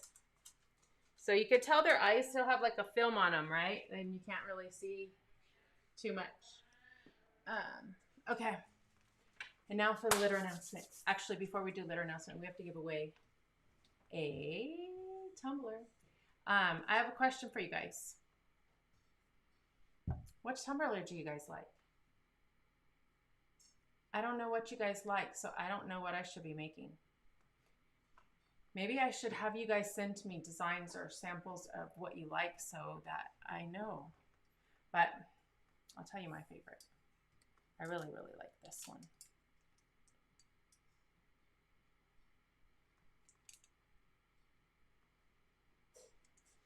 And Alexis likes this one. But we're going to pick a winner, and you guys, you can pick which one you want. So we'll do that in, let's see, 7:30. So we'll do it in 10 minutes. Is that good, honey? Yeah. 10 minutes? All right, in 10 minutes, we're going to pick a winner for a tumbler. Again, you guys get to pick which one you want. Even if it's a guy, we have the guy ones. I have them printed, but I haven't made them. But even I could do a custom one. So now we have a brand new litter. So we need to name puppies. We need 3 names, all C names, and Jazz and Stebbins blessed us with 3 black and white puppies, 2 girls, 1 boy. So depending on, they're right here, I'm going to grab them, but depending on the owner of the, what is that dog's, what was her name? I can't think. Violet, I think. Apache's sister, the one that didn't make it. So they are getting a black and white, blue-eyed puppy as a replacement. So if they want one of these, they'll get one. But we got plenty of time for that. So let's see. They're right here.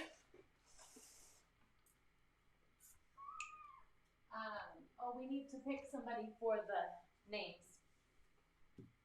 Who was the... I don't know who's on here.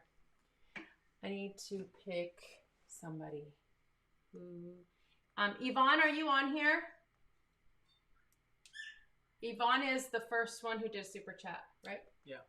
Yvonne, if you're on here, we're going to let you pick, but you need to tell us that you're on here. We're going to let you pick the names. So you guys can go ahead and get started. We need 3 D names. 2 girls, 1 boy. Let me tell you who is who. All right, so you're the boy. All right, so here's the little boy, if you're going to focus. What? Yeah, she's on. Huh? She's on. Oh, good. Okay, yay. So Yvonne, then we're going to let you pick. We'll let everybody give their suggestions. And then if you like somebody's, you can pick it or you can pick your own. Okay, so we have the boy who's tiny, one of the girls. Today the camera's not focusing again. It was earlier. I need a new camera. And the other girl.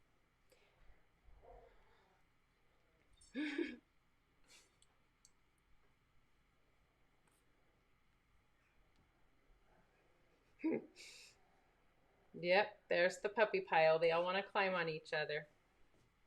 All right, that's the new babies.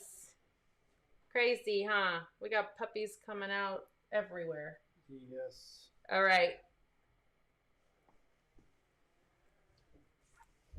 You cannot eat off of me, Missy.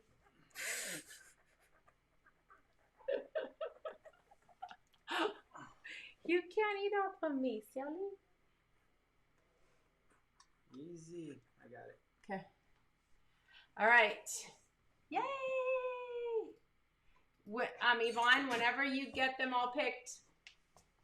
Oh. Does she already have them on there? I don't know. I see 3 names. I'm assuming that you have them. Is that correct? Duke, Dior, and Dice. That's cute. So it's 2 girls, 1 boy. Duke, Dior, Dice. Desi. That's cute. Dipper.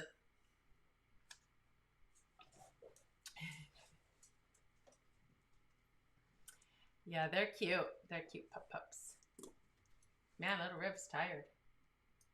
Yes, she said yes. Okay, perfect. Yay! That was easy.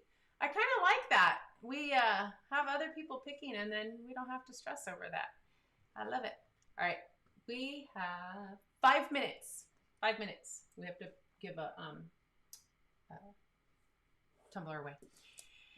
And then for those of you guys who don't know, we are having our first puppy reunion next weekend. So that's going to be a lot of fun. It'll be outdoors, of course, but our first ever. And if it goes well, we'll have one every year. We're going to have a blast. Of course, we'll be having some stuff recorded so that we can share it with you guys too. All right, let me go back to some more questions because we have a few more minutes. I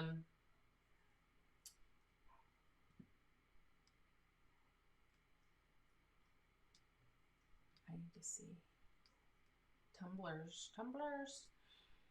Okay, can you recommend a source to learn about CPR and Heimlich for dogs? Oh gosh, no. I don't know. Sorry. I don't know. Unfortunately. You didn't skip her. Oh, I didn't see Stacy's. Yeah, I think we overlooked that one. I think I was probably doing, it shows me right here whenever, but I wasn't right here. Stacy, I'll get to you right now. Thank you. Thank you. Let's see. Where is it? Oh, it's down below, yes. Yeah, see, it makes me go all the way down. That's why I can't do it that way. Oh, and it's gone. Do you see it? Yeah. Does she have a question? Yes. What is it? How often do you think you get a party-eyed pup asking for a friend? That's cute. How often do we get party-eyed pups asking for a friend? So, I mean, I think we get them pretty often. It just depends on the parent dogs. Jeez, maybe 1 in 4? I'm not positive, but I'm guessing probably maybe 25% of the time they'll have a party. Maybe. That's a guess. Honestly, I have no idea. It sounded good. All right, now I have to scroll back to these darn questions. They really need to fix the way we see our comments, because if we don't scroll, then we can't see the super chat. But if I scroll, then I lose all of your stuff. 2 more minutes. 2 more minutes. Sorry, I'm new. You probably answered this before, but is there any idea on when your wait list opens back up? I'm absolutely in love with these puppies. I didn't answer it before. Thank you for joining us. I'm glad that you are here. We are opening it once a month. We are opening it for a limited amount of people, but that is only if you guys are okay with the wait. And right now it is 12 to 18 months, just depending on Mother Nature and things. So we'll open it possibly in the beginning of March. I will tell you, we opened it in February and it was full in like 30 minutes.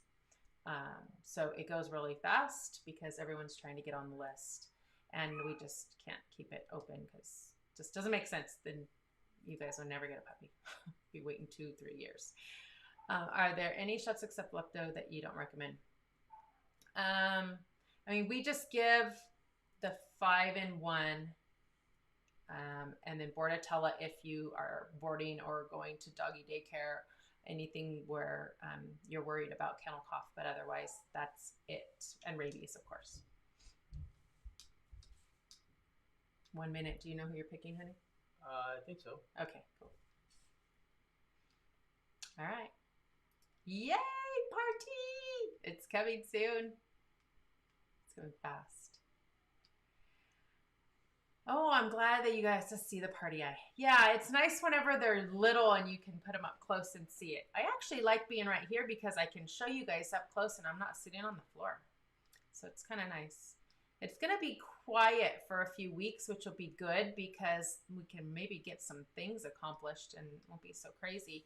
Because I will tell you, in about 3 weeks from now, when all of these puppies are crazy, it's going to be bad.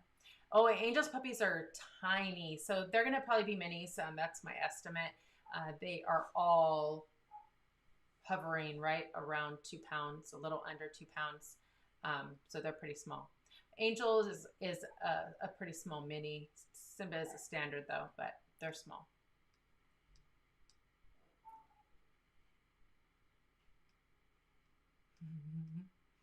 All right, are we ready for the winner? You have to be on.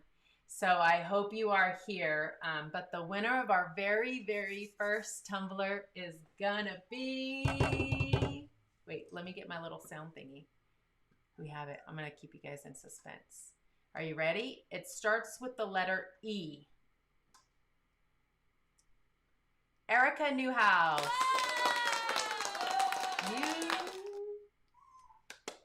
So you are going to be our first winner. You're going to have to email me or text me and we'll communicate back and forth and let you pick one. Again, I haven't put these on the website yet, so you can't just go on there to check them out. But we're going to send you a tumbler, and then hopefully by the live, we'll have them all up. And I know for next week for the puppy party, we're going to have them. So you guys can get some if you are here. All right. Let's see. Did she respond? Just to be on here. Yep, she is. Okay, cool. Yay! All right. Today went by so fast. What kind of litter do you use? It's called World's Best Cat Litter. It's a red bag, World's Best Cat Litter. And it's made of compressed corn. So if the puppies eat it, it's not a big deal. And I love it. It lasts a long time. And it helps with odor. It's nice. Oh, somebody answered that for you. Let's see. Oh, good. She likes the boy. Yeah, did you see that up close? Where is that paper? Oh, here it is. Oh, I need to turn this off.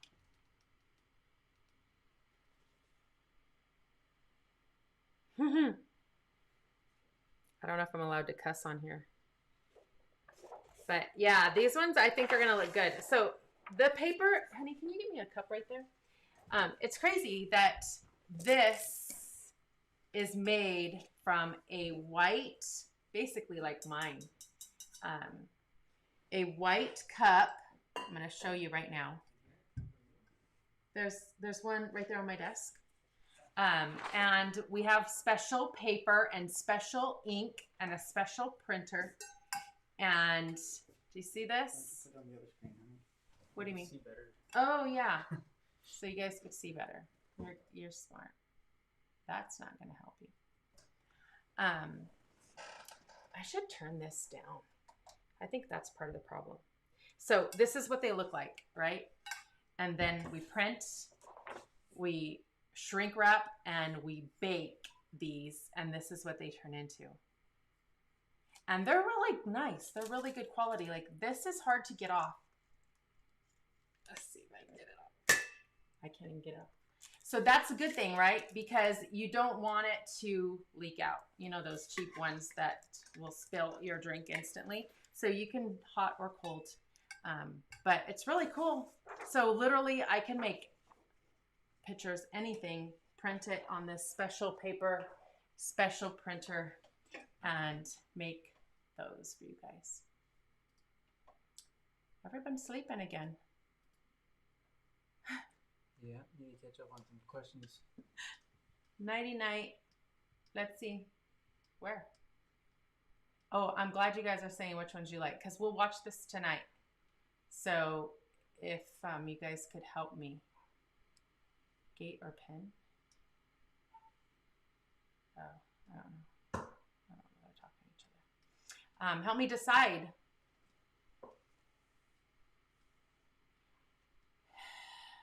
Let's see. I gotta go through all of this. Do me a favor while I'm looking. Can you guys, if you haven't already, give us a thumbs up. If you're new to our channel, you could subscribe so that you're notified when we go live every Thursday from 6 to 8 p.m. If you hit the bell notification, then you are notified whenever we go live. Sometimes you guys are subscribed, but you're not getting the notifications. And if you're not getting the notifications, it's because you didn't hit the little bell when you hit the subscribe. And then that will tell you when we go live. How small can Klee Kai be? I mean, they could technically be, the smallest I've seen is like 8 pounds. But other people have said they've seen smaller, so potentially they could be a little smaller. But the smallest I've seen really is 8 pounds. Thank you, Erica. That's nice. We'll have to communicate also because I'll need all of your info, which I have your puppy deposit stuff, so I'm assuming that's where to go. All right, how many dogs are you expecting at the reunion? Oh my gosh, so I don't have a head count 100% yet. Today is the deadline to RSVP for that. And so if you guys are on here and you are coming and you haven't RSVP'd, please do so because I need a head count for the taco cart and for your guys' goodie bags. So I'm not sure, probably 15 to 20 is my guess.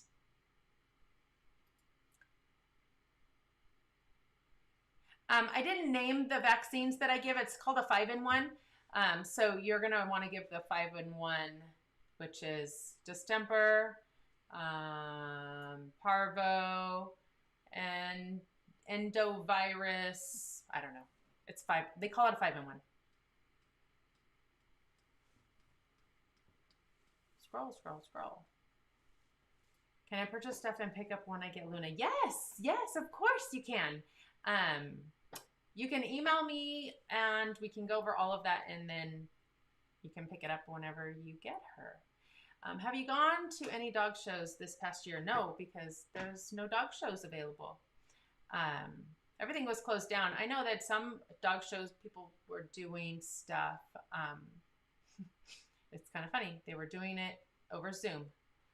I mean, the experience is the best part of the dog show, being there in person with all the other people. But I don't know that there's, at least out here, there's nobody doing dog shows in California. We can't even go to a restaurant. We definitely can't go to a dog show. When is Nala due? She's due right around the 6th through the 10th or 12th.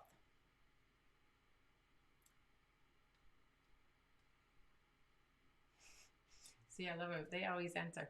Are you willing to make custom tumblers? Yes, yes. It'll be on the website too, but if you guys are excited now, because I will tell you, I only ordered 20 tumblers right now because I didn't know. For one, I didn't know if I could do it. And me and Alexis made one yesterday, our first one, and we were so excited because it worked perfectly.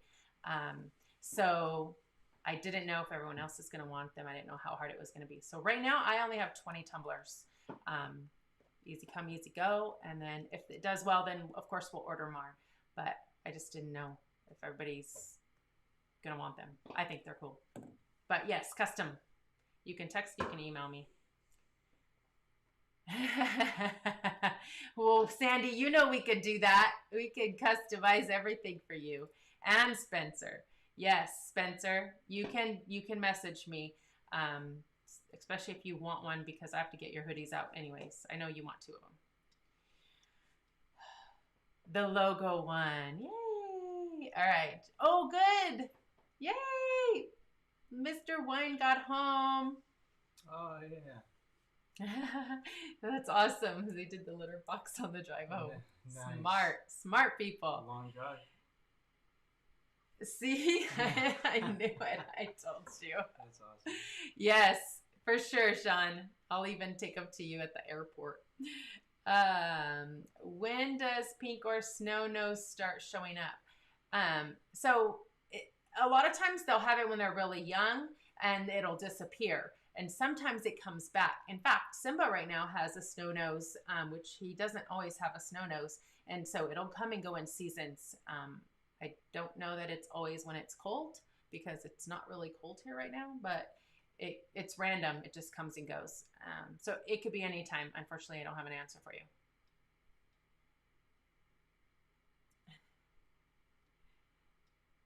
Yes, custom tumblers. Kelly, if you want a custom tumbler, you should send me your info now so you can pick it up next weekend when you're here. Do you ever see black noses in a red Klee Kai? No. So if it is a black liver, a black pointed red, then it's not a true Klee Kai. Because red and whites, just like with Siberian Huskies, are liver pointed. So they cannot have any black on them.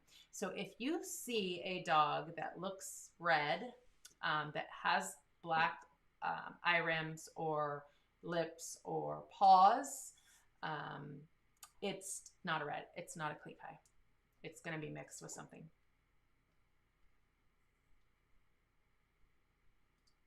So if we filed an inquiry to be on the list, we'll be notified. Yes, so you will be notified in that list. That's who got it last time.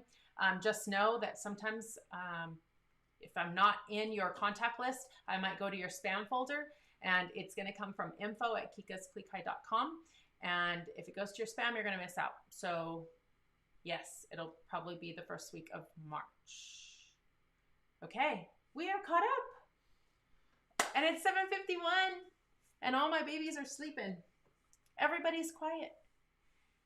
Kind of nice. It is so nice. So nice. Hey, did all of you guys see the... Oh, can you get my phone? Yes. I'm going to show you guys the video of Simba. I made... if you're not on Instagram, I know not all of us are on social media. It's right here, honey, on my desk. I made a time-lapse quick video of Simba when I was grooming him the other day because he's shedding like crazy. And so I did post it on Instagram. A lot of people are having questions about shedding and things to do. And so what I might do in the coming weeks is another grooming video because we get a lot of questions. But I'm going to send this to my phone, so you have to bear with me because I didn't plan about this. But that way you guys could see it if you haven't already. And then if you guys have any last minute questions on grooming, we can go over that while we have a few minutes. So let's see. I got to airdrop this real fast.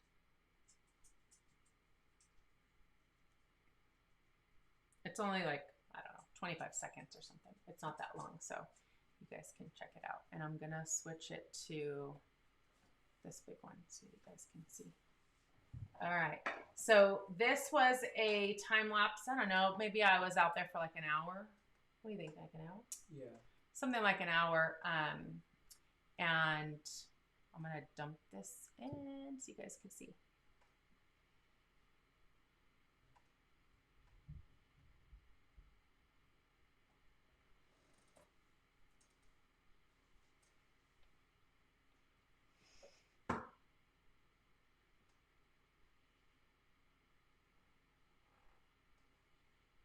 So you see all the tools?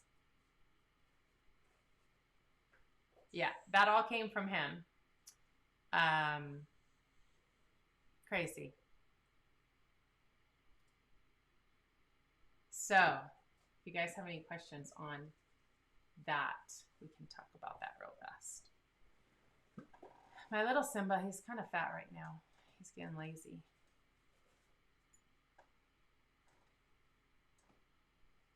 So the spray, a good question, Sonia. So we got that question on Instagram too.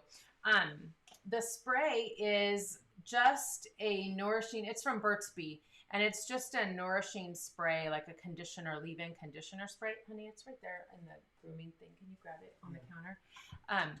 So the reason I use it isn't because the dog needs to be conditioned, but when Klee Kai are brushed, they have two coats and it gets staticky, especially like I was outside, it was kind of windy.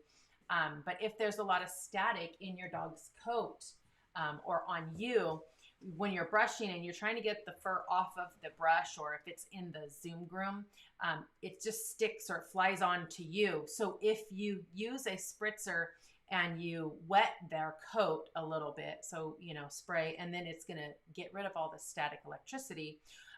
Or use something that is a little more beneficial. So we use this, and again, it's not something we have to use.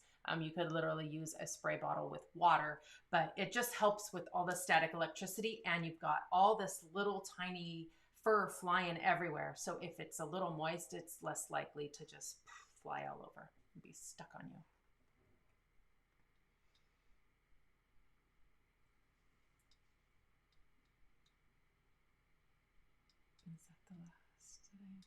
I hope I didn't miss anybody. I noticed last week when I watched it, we missed some of you guys' questions, and I apologize for that. It's really hard to try to keep track of all of this. Like this. So for example, Janine, if you don't have the 3 question marks before, I won't see it because I see all of these questions and comments, and I only look for those question marks in the beginning of your question. If I don't see that, I'll skip past them. And I know that Catherine and the other girls do a really good job of letting you guys know. But there's 3 sizes. So we have a video on the sizes. We talk about sizes a lot, but there's toy, miniature, and standard. So they could be anywhere from like 11 to 12 inches tall to 17 and a half inches tall, or even oversized. They're kind of all boring right now. You can't even see anybody. Everybody is asleep tonight, which is crazy. But they're usually, average is probably like 18 to 20 pounds. They could be bigger, they could be smaller. Still pretty small. Every time I brush Nolan, lots of hair gets blown away. Yeah. Yeah, that blows. In our area, at least it blows and then it goes down. At least you don't have to pick it up. I have to use a shop vac and pick it all up. Are white Klee Kais not supposed to have black noses? No, white Klee Kai can have black noses. So white Klee Kai, there's 2 things that you got to know on white Klee Kai. So a white Klee Kai could be a white Klee Kai that is black pointed. So black pointing meaning all of their liver points are liver points. All of their color pigment, that's the word. All of their pigment is going to be black. But a white Klee Kai that should have been a red, so it carries the red gene, it's just missing the mask gene, they will be liver pointed. So you'll see white Klee Kai that are liver pointed, missing the mask, and you will see black pointed white Klee Kai. Do you have weekly photos of any of your pups showing how their coat changes over time? I do have a few, yes. We've shared some of those on the live too, Stacy, like where I made a collage. Even one of our puppy owners made a collage of their dog from like 8 weeks old till even a year old, 9 months or a year old. Yeah, we have some. We're going to have some fun next week with the puppy party. We are not taking applications right now. Unfortunately, our waiting list is full. We will open it probably at the beginning of March, but it'll be a very limited number of people, like 5 people. That's it.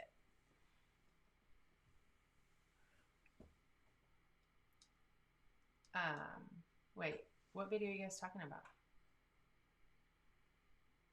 So she's... Lindsay, are you saying that you'd love that kind of video too? So you want a video like Simba? There's a video of Simba from whenever he was first born and how he changed over his first year. Is that what you're talking about?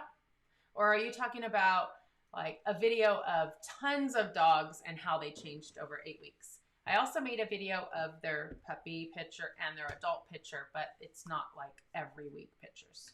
So you guys tell me what you guys want. Just remember, if it's every week thing, then you aren't going to get one for a year. Unless somebody else has it on all of these dogs. Weird question, but the black pigment white, do you know the gene has 1E or so it's 2 little E's. So there's, okay, so for the locus on the color coats, the E is for white and then the B is for red. And so the black pigment white is going to be little e. So it's going to be 2 little E's. I don't know because I've never tested a liver pointed, but I want to say that it is going to be little e, little b, and then if you test it on the mask gene, it would be missing, lacking the mask gene. But I'm not a scientist. I don't know for sure. What? It's 8 o'clock? Holy smokes! I love Simba's video. I was just seeing the changes. Yeah. All right. I'm gonna try. I'm going to see if I have any. Sierra has black and pink on her paws and toes. Is that because she has the red gene? Or, no, not necessarily. A lot of them have pink and black on their toes and their paws, but a lot of them will change too. So that has nothing to do. I wish it was that easy to know that the dog has the red gene, but no. Okay, so it is 8 o'clock. I can't believe it. I'm going to switch my camera view. So, oh, you want to give them to me or you want to do it there? It's up to you. Yeah, do it there. The dogs are like, hey, it's 8. Who's getting on there? Thank you guys again for all of the support and answering all the questions and talking to us and communicating. He's not sitting right. And so I just want to say thank you guys. I really appreciate it. Thank you to Tommy for sending us cookies. I appreciate that. I can't wait to see all of you guys next week on our puppy party and also for the live because we'll be here still. I don't know what our topic will be, but we'll be here. Put your orders in for your tumblers because I only have 20 of them. Email me or text me. Again, thank you guys so much. I love you guys, and we will see you next week. Until next time, bye. River, rip.